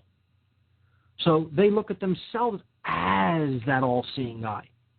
Not that it is within them, a spark of it, not that they can embody it, but that they can be it. So they want to erect that pyramid so that they finish the male dominator world, the blade symbol, right? And they rule it in secret. So then the true light of the Creator would be blocked out of this world, and that they would rule it from the hidden shadows as the elite. So in their interpretation, in the dark interpretation, that all-seeing eye represents the elite as God. And many people call that symbol the eye of the Illuminati, and it can equally be seen as that. But again, it's only one interpretation of it. There's a positive side and there's a negative side to it. And these occultists take sacred symbolism and they use it in their agendas. They pervert it and use it for themselves. They don't create anything new. They take existing things. The whole idea there is nothing new under the sun. They take something which already exists, pervert it, and use it as a weapon. Something which could have been originally pure and good. We have to be more mature about that and understand that symbolism serves dual purposes. It depends on who's using it. It doesn't mean one thing. Okay? Image number 7. Here we see it used in religion. And, I wonder what people who are against, the so-called New World Order symbolism that is depicted here, who are also religious, think of an image like this. Here you have a cardinal or a bishop. I'm assuming he's some kind of a high-level priest. It looks like he's probably a bishop or something. I think that's what that staff represents. And he has the illuminated all-seeing eye behind him. Okay? It's been traditionally used as a symbol for God. In image number 8, we see it used again, the all-seeing eye symbolism in a stained glass window in a church. And it's beautiful. Absolutely a fantastic piece of art there with light shining through it. I did not take that. I wonder, who did, but it's a great image. And again, used in religion. Here we see in Jerusalem. I believe that this is a sepulcher or a some form of a chapel, and above the lintel of the doorway, we see the all-seeing eye with the rays of light coming out of it. Again, this is partly solar symbolism because the embodiment of light, the light of God coming down to the earth, is symbolically represented by the sun. That's why you see light always coming out of the eye symbol as well. So it's used extensively in religious symbolism. That's the key point I'm making here in this section. All right? It's about 10:15. We're going to go till 10:30 tonight. After that, we see some examples of it being used in corporate logos again. Now, look at the next image in number 10, AOL, okay, which was really huge online service, not so big anymore, but still a big media conglomerate that deals with information. This eye is often used for anything dealing with high amounts of information. It will also be dealing with things that involve trust. It will also be used in monetary situations, okay, when we see it in corporate logos, but most of all in anything that deals with intelligence, okay, intelligence, media, money flow, etc., okay. So here we see AOL used it in their logo, and that's an older stylized representation of the AOL logo, America Online. Image number 11, Fidelity Investments. Here we see, again, I just alluded that it was used in trust in image 11. Fidelity, okay? And you have the trust. You could trust in this company, folks, just like you can trust in the Creator itself. Can't you tell by the logo? We'll put the all-seeing eye logo above the pyramid there, and that's true trust. You can trust your investments with us. Image number 12, Citgo Gasoline. This is a pyramid as seen from above. Okay? Again, the symbol, this is actually a tetrahedron image. Tetrahedral geometry is based in sacred geometry. They're using this in gas here. The pyramid. Now the pyramid, okay, this is getting us ready to understand this eye symbol in the middle and its shape, okay, as a little shape like the vesica Pisces as the pineal gland, okay? Because the pyramid itself, it's always used in conjunction with the pyramid, because pyramid means fire in the middle. Pyra, fire, like pyromaniac, right? Middle, in the center. The fire in the center, again, it represents the divine spark at our spiritual center. And it also represents the coming online of the pineal gland, the all-seeing eye or ajna chakra. So that true spiritual eye, or that true spiritual vision that helps us to discern the truth, is turned on, is awoken in us when the hemispheres of the brain act in unison with each other and come to a place of balance, which is known as the chemical wedding. So that's why the pyramid is used. Here we see the eye in image number 13 by itself. Image 13 shows the CBS logo. We saw that when we looked at Vesica Pisces in astrotheological Piscean symbolism last week. But again, it represents the eye. You're watching it, or it's watching you. Look at image number 14. It's certainly having to do with putting in the sense of the CBS logo, putting things into the mind to shut down the eye, actually. Image number 14, when it comes to media propaganda. Image number 14 is the Information Awareness Office, which we just saw come to light several years back, after 9/11. It has the all-seeing eye with the pyramid looking down over the earth, because that's what the goal of this is to be all-knowing, gather information about everything and everyone. It says at the bottom there, scientia est potentia, which means knowledge is power in Latin. DARPA, I believe, is Department of Advanced Projects, something to that effect. DARPA. I don't know if someone on the look it up, but that's essentially what it's connected with. I believe that's what that says up above. Let me see.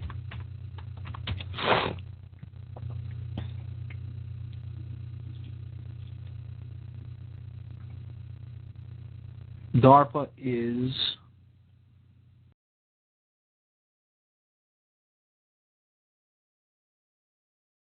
see what the acronym represents. DARPA is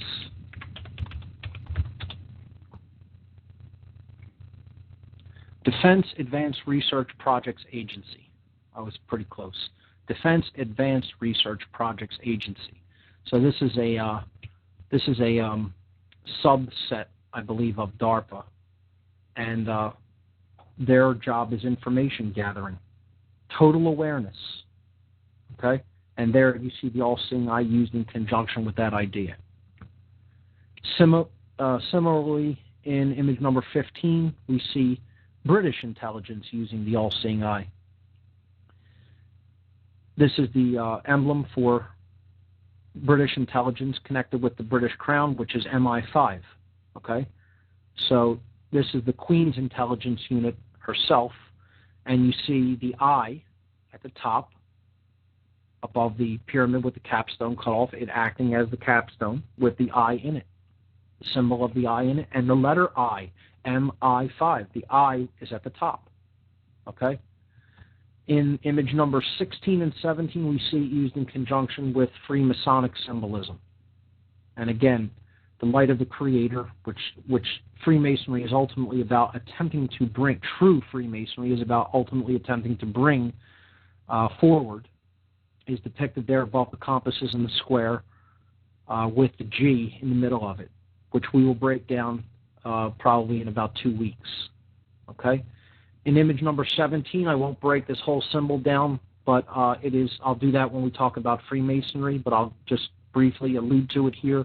This is the first degree tracing board of Freemasonry. I have briefly mentioned it before in the past. I'll extensively break it down in a couple of weeks. We see the pillars of Joachim, the light pillar leading to the sun, and Boaz, the dark pillar leading to the moon, and in the middle, representing the synthesis of this chemical wedding between left and right brain hemispheres, is the all-seeing eye. Again, lies at the top of the pillar of wisdom, because that is the representation of how wisdom is attained by combining the masculine and feminine forces that dwell within us to come to the light of the Creator. Okay? And that is done by climbing that ladder, and we need the key in the middle of it, which is connected to the green initiate, which we talked about, the color green, representing care or love energy or true nature, and symbolized by that color. That is where that represents care, true care, and we need that as we begin to climb that ladder of awareness. And that key is dangling by a thread, which represents care, meaning that the world, basically, the care of the people of the world is dangling by a thread, and that is the goddess principle that we need to reconnect with and reunite with, being true care. That's why dark occultists always want to crush and kill true care within us and get us to only care about money or power or greed, etc. So let's wrap up tonight looking at the image of the pine cone. We could go into this a little bit next week, but I'll spend the last few minutes of the show, won't take any calls this week, talking about the pine cone symbolism as also representing the all-seeing eye, as representing the pineal gland coming into activation. So we see the pineal gland's position in the brain in image number 1 in this section, on the pine cone symbolism section on the website. We see that it lies between the R complex and the telencephalon, which contains the neocortex, the higher part of the brain. It's basically toward the rear side of the limbic system, the midbrain.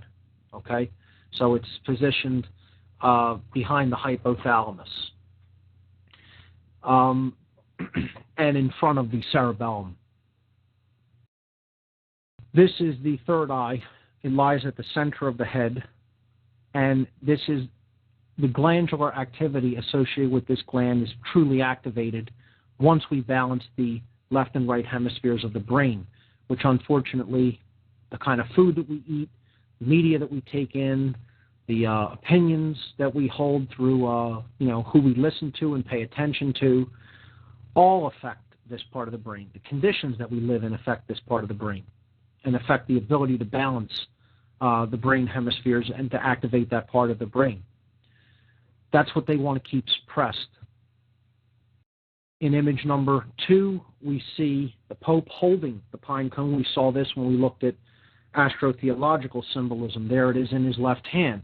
At the base of the cross of Christ, we see the pine cone because it is symbolically representative of Christ consciousness and symbolically represents the awakening of the all-seeing eye that exists within us.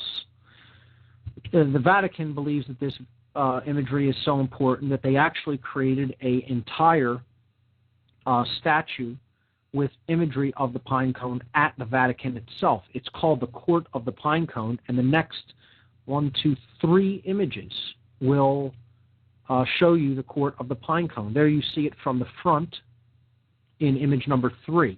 It has 2 peacocks that are associated with alchemical symbolism on either side of it, and they also represent, in this image as it is depicted, the brain hemispheres. One is on the right, one is on the left, and they are both looking at or pointing toward the pine cone, which represents the awakening of the true spiritual center within our consciousness. Here's a wide-angle view in image number 4 of the Court of the Pine Cone. This is a great, clear image taken by tourists at the Vatican, and you can clearly see the symbolism leading up to it, how it is elevated on a pedestal. There are steps on either side. There are lions on either side. Okay, there is a water fountain down below of like a green man spitting out water. Okay, the whole thing forms like a pyramid, this whole base that it rests upon, and then the peacocks are at the top and then the pine cone at the very top. And this pine cone is about 10 feet tall from its base, the largest statue of a pine cone in the world at the Vatican. They wouldn't put something in the Vatican if it didn't mean a whole lot and wasn't significantly important. Okay? Here you see an image number 5, and I'll let this be the last image for tonight, and then we'll continue. We'll wrap up with the pine cone image next week, and then we'll talk about goddess symbolism. But here you see the back side, on the opposite side of the image. You can see there's Taurus there down below from that other angle, and you see a empty sarcophagus. Now what that represents is resurrection, the resurrection of the spirit, okay, which was once in the grave, but upon the unification of the left and right hemispheres, the spirit is activated because the pine cone or pineal gland is activated. And indeed, this is what the pineal gland actually looks like. It looks like a little pine cone, and it also looks like an eye if you turn it on its side, okay? It's all connected, folks. It's about the coming together of the left hemisphere of the brain, the right hemisphere of the brain to turn on this gland, which activates our true spiritual awakening and then raises us up from the state of being spiritually dead, which is what the empty sarcophagus represents. It's not about the flesh. There is no body in that sarcophagus. There's not going to be one in there because it's about the resurrection of spirit. And the Vatican knows this, yet have they told you? That's what I thought. Because it's all about control. That's what modern religion is. That symbolic knowledge is reserved for them and their priest class. It's not for you. You're just supposed to do what they tell you, unquestioningly. Because religion is a form of mind control, ladies and gentlemen. And it always has been. And that's what it's going to continue to be unless we wake up to it and understand that they're keeping this esoteric knowledge for themselves while they use it to control us. I'll leave it there for tonight, folks. Thanks for listening. This has been What on Earth is Happening. I'm your host, Mark Passio. The show's live every Tuesday from 8 to 10 p.m. I'll see you right here next week. Good night.